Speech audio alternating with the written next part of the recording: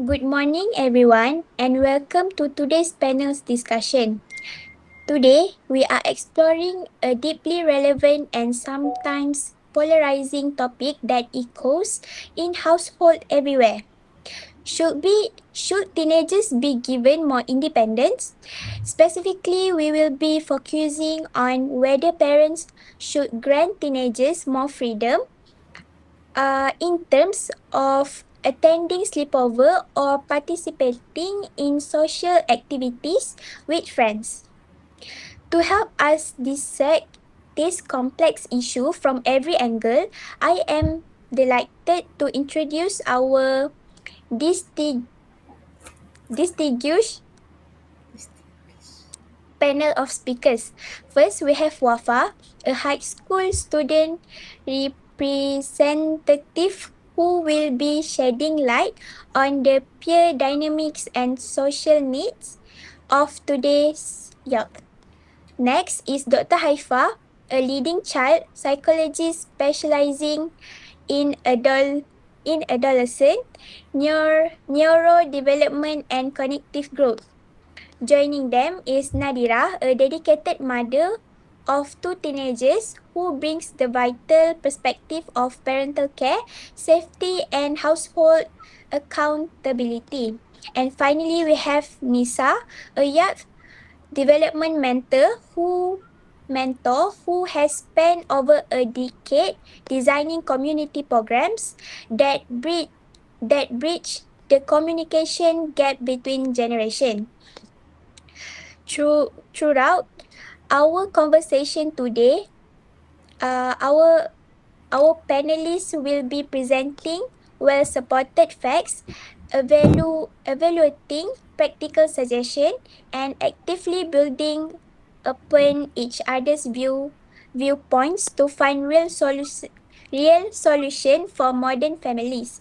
Wafa, let's start with you. How do teenagers view this need for independence? Thank you, Qistina. From my perspective, independence isn't just a luxury or rebellious whim. It is fundamental milestone for growing up. If we are completely shattered from standard social rituals like sleepover or unsupervised movie outing, we are deprived of the chance to test our own judgment in real time. Thank you, Christina. Looking at this through a neurodevelopmental lens, adolescence is a critical window for identity formation and autonomy. However, this desire for freedom occurs at a time when the brain's reward centers are highly sensitive, but executive function is still maturing. The challenge is balancing autonomy with necessary cognitive scaffolding. Good morning. As a parent, my unconditional priority is safety. While I understand that teenagers want freedom, the modern landscape introduces complex vulnerabilities from exposure to unmonitored digital footprints. Independence shouldn't be handed over all at once. It must be built step by step through proven accountability. Thanks, Kiss. I look at this from a community standpoint. Independence doesn't have to look like a tug of war between parents and teens. By establishing cooperative youth adult partnerships, we can give teens the room they need to grow socially while maintaining a firm baseline of safety. Thank you all. Let's look directly at the specific activities, sleepovers, and social gatherings. Wafa, why do teenagers place such immense value on these specific events? And what do parents miss when they issue a blanket ban? In my opinion, parents often view sleepovers simply as staying up late and playing video games. But the reality is much deeper. Unstructured time with peer is where deep bonding and emotional processing happen. Share overnight experience, create safe peers, safe space for vulnerability that you simply cannot get during a structured school day. When my friends are planning a weekend sleepover and my parents say an absolute no, it is complete alienates me and I am excluded from the inside joke. The collective memories and the shared trust which can actively harm a tense social standing within their peer group. I would like to extend Wafa's point by highlighting a well-known psychological concept that is Erik Erikson's stage of psychosocial development. Adolescents are navigating the identity versus role confusion, where separating from parents and connecting with peers is a healthy biological drive. The fact is, research demonstrates that teenagers who are allowed reasonable, unmonitored peers socialization exhibit significantly higher self-esteem and stronger conflict resolution skills later in life.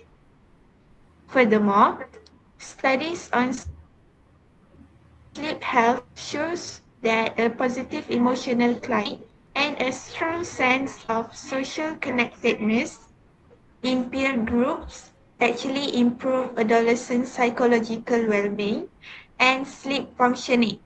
My suggestion is that parents should not use blanket bans on sleepovers. Instead, they should vet the environment. A simple call to the host parents to ensure a sober adult is present satisfies the teen's need for social inclusion while maintaining parental oversight. Thank you, Haifa. Haifa, your data sounds wonderful in theory, but as a parent dealing with unpredictable reality of raising kids, I have to define a more cautious approach. It is easy to say that just call the host parents, but what happens when those parents have a completely different set of values? The development of research itself notes that unrestricted instruction with deviant peers can rapidly accelerate the problem behaviors of substance use. I know an instance that where a parent allowed co sleepover without informing the other families, resulting in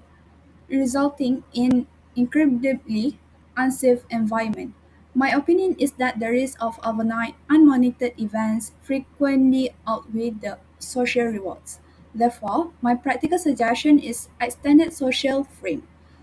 I am completely fine with my teens staying out at friend's house until 11 p.m. to bond, but they must live under my roof where I know they are safe. Let's evaluate Nat's extend social frames suggestion. While it serves as an excellent intermediate step for a younger adult adolescent, say a 12 or 13-year-old who is on the cusp of autonomy, we have to look at the long-term developmental trajectory for other teens. If an 7 years old is never permitted to navigate an overnight stay away from home, how will they cope when they move away from university or enter the workforce? To address NAT's very valid safety concerns, my suggestion is to implement a graduate autonomy scale. You begin by only permitting sleepover with a long-term family friends. As the teenagers demonstrate that they respect check-in times and follow household rules, their boundaries expand to wider social circles. This justifies giving freedom because it is earned progress safely rather than being an all or nothing decision. We have established that there is an essential developmental need for these activities, but we cannot ignore the tangible risks.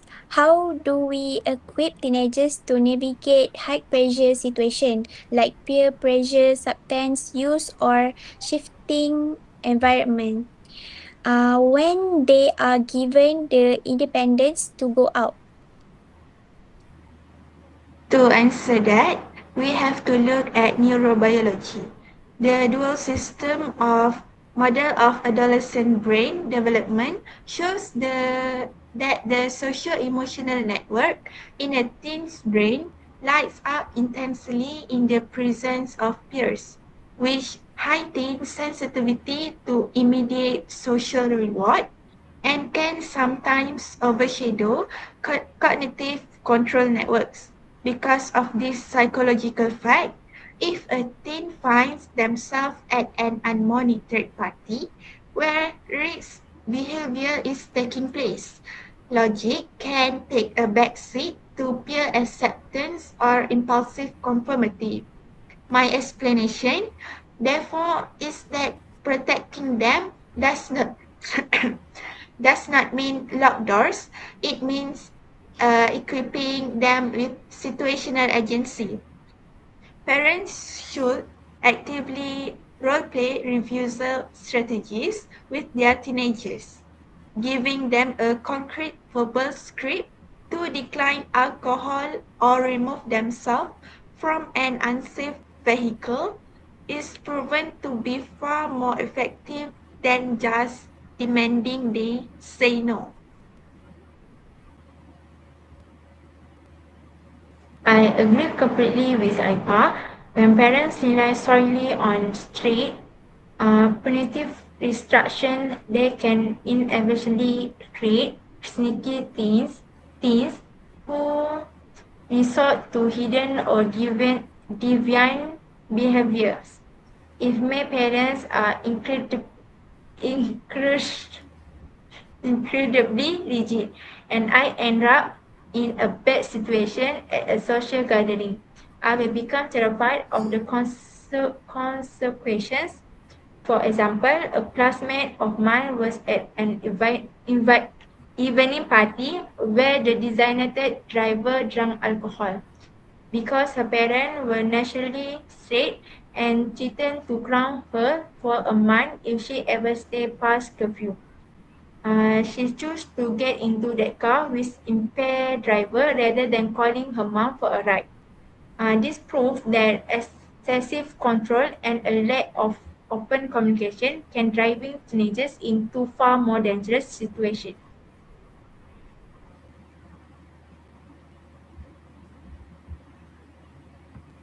Thank you, Wafa. Wafa, that examples breaks my heart.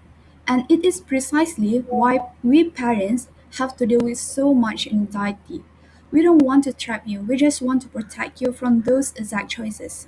Recognizing that reality, empirical research supports that the idea that moderate positive forms of behavioral monitoring rather than raw psychological control protect adolescents from high-risk health behaviors.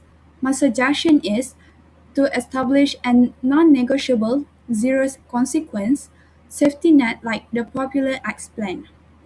My team knows that if they text me X or any pre-arranged code word at any hour of the night, I will immediately call them with a scripted excuse that there is an urgent family matter and I am picking them up.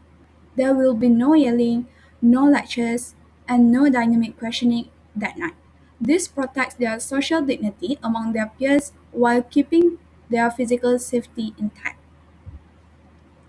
I want to extend Nat's brilliant explain concept to include the digital space. Modern parenting is highly impacted by digital location tracking and surveillance technology. While location sharing apps provide security for parents, recent longitudinal studies indicate that excessive digital tracking can create a paradox. Although adolescents can perceive constant surveillance as controlling, which can paradoxically trigger greater externalizing or divine behavior.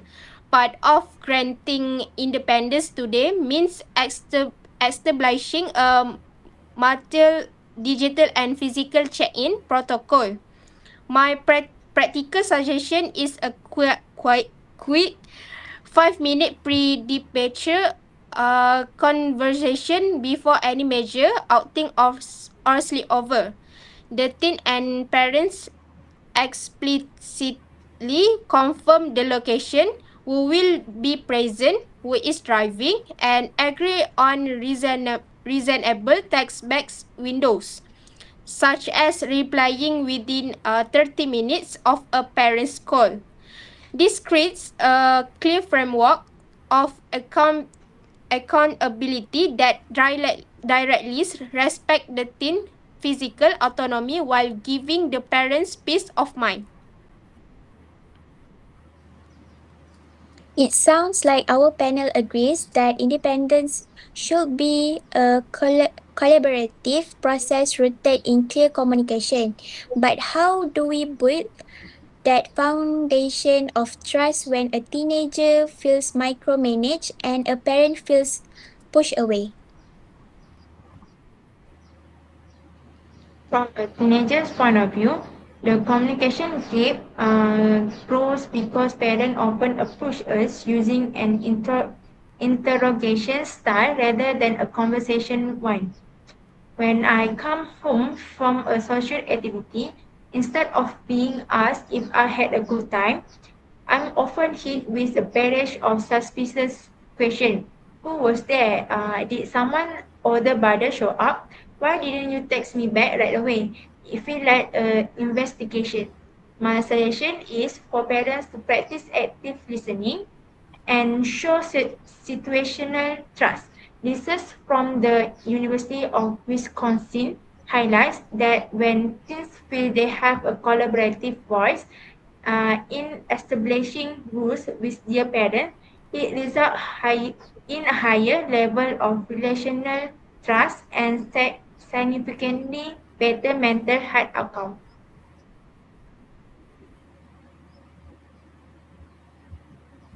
Thank you, Wafa, for the point of view.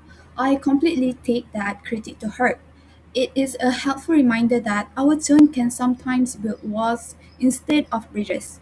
But I want to explain that parental anxiety comes from it is fueled entirely by our protective instinct.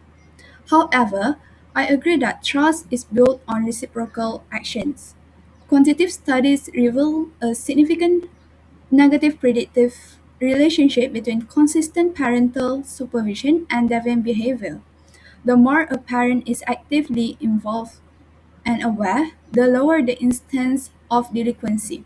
My opinion is that trust operates like currency.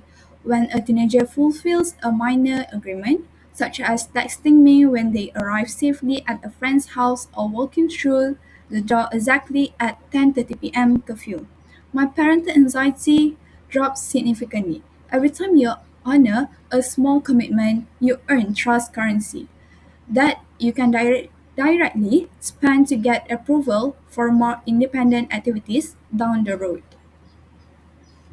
If we evaluate Nadhirah trust currency concept, it aligns perfectly with the principles of behavioral reinforcement. Furthermore, developmental research shows that parental knowledge of a youth's daily activities and whereabouts actually functions as a strong stabilizing force, indirectly improving the team's structure and felt security. Trust should not be an abstract feeling. It should be an explicit agreement. To make this actionable, my suggestion is for families to set up a routine, low stress weekly preview, Sit down for 15 minutes on a Sunday afternoon to look at the upcoming week's social calendar. This avoids high stress arguments on a Friday night when the teen is trying to walk out the door and emotions are already running high. It allows both parties to discuss boundaries calmly and rationally.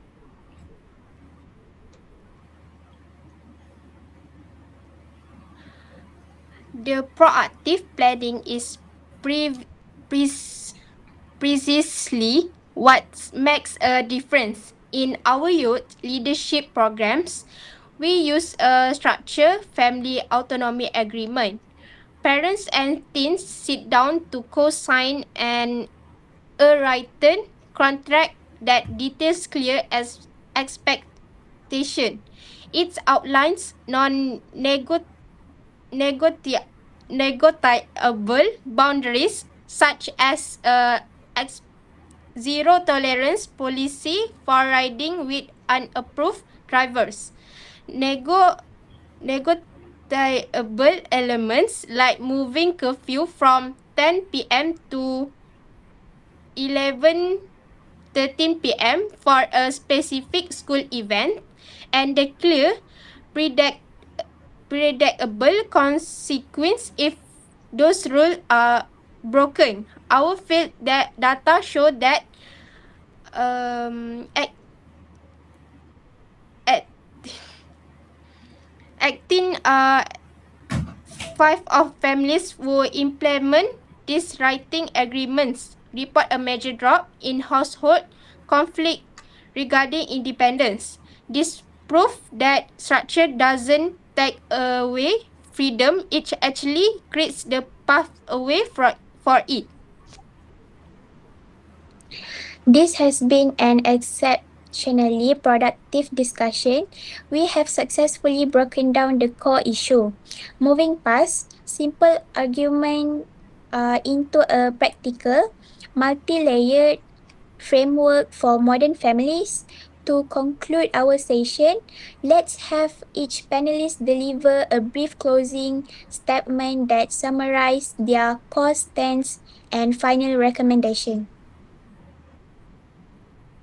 My closing thought is that independence is a skill that requires practice.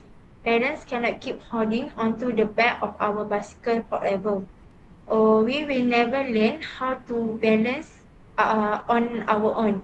Please give us the space to navigate small milestones like sleepover and social outing.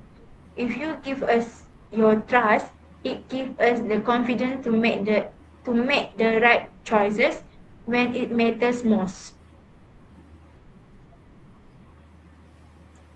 From a developmental perspective, granting autonomy is a biological necessity for health adulthood. My final recommendation is for parents to transition away from being strict surveillance figures and instead becoming supportive consultants. Provide the necessary safety boundaries, but give your teenagers the room they need to explore, socialize, and build their independent identities.